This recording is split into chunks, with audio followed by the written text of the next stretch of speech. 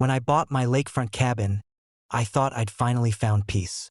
After years of city noise and endless work emails, waking up to birdsong and gentle waves was all I wanted. I didn't know I'd be declaring war with an HOA Karen, who thought my property was hers to give away. Her real name is Marlene, but everyone calls her Karen behind her back, for obvious reasons. She's the self-appointed queen of the Timber Ridge Lake HOA. Smug, controlling, and convinced the rules don't apply to her, only to everyone else. I should have known trouble was coming the day she knocked on my door, clipboard in hand, and said, "Hi, just letting you know that the path by the lake is shared access. Don't worry, you won't even notice people passing through your yard." I told her, politely, that the deed clearly showed my property ran right down to the waterline, including that strip she called a shared path.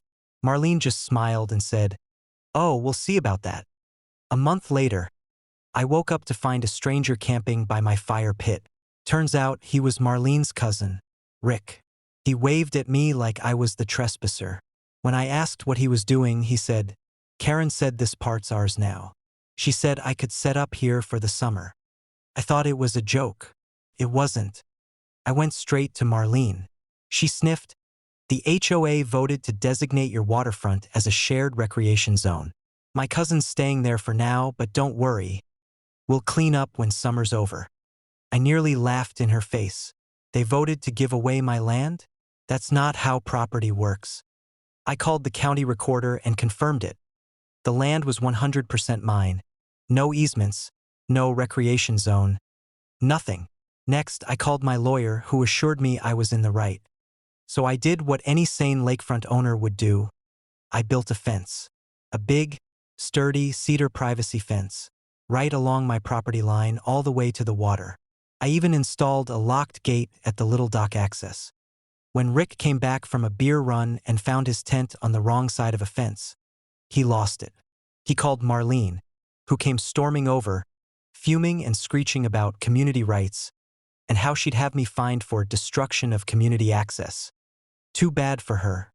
My lawyer had already sent the HOA a cease and desist, and when she threatened to cut my fence down, I reminded her trespassing and property damage are crimes. I installed cameras for good measure. The kicker? Rick called the cops on me. When the sheriff's deputy showed up, I calmly handed him my deed and the county maps. Marlene tried to bluster about HOA bylaws, but the deputy just looked at her and said, "Ma'am, you can't give away land that doesn't belong to you. If you or your cousin come back through this fence, you'll be trespassing." Rick packed up that night. Marlene sent me furious letters about neighborly spirit and how we've always shared the lakefront. I sent them straight to my lawyer, who drafted a letter warning them to keep off my property or face charges.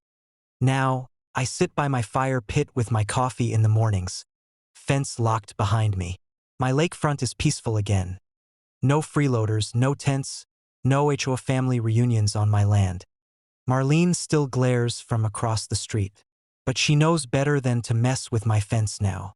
Sometimes the best way to deal with a Karen is with good old cedar boards and a solid lock, and the law on your side.